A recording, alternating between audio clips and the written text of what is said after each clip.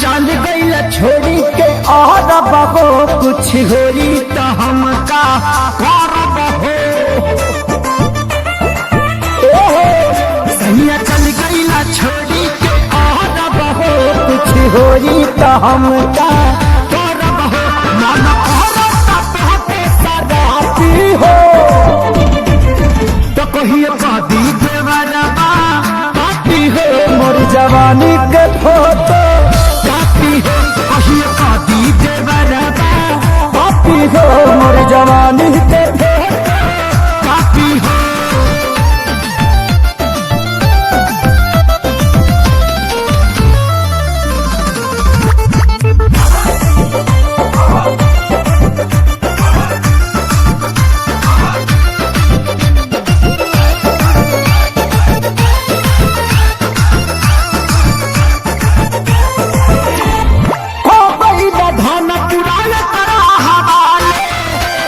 नजर कहाँ कहाँ डाले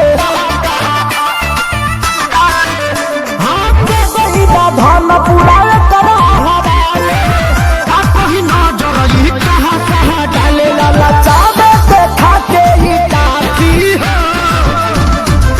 तो कहिए कह दीजे बाबा पापी को मोर जवानी काटी हो।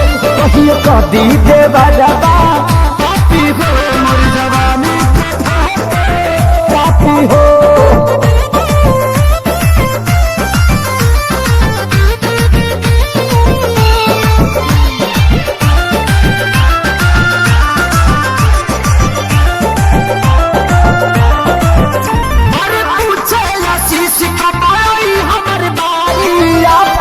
दलल बाड़े हमके खेसारी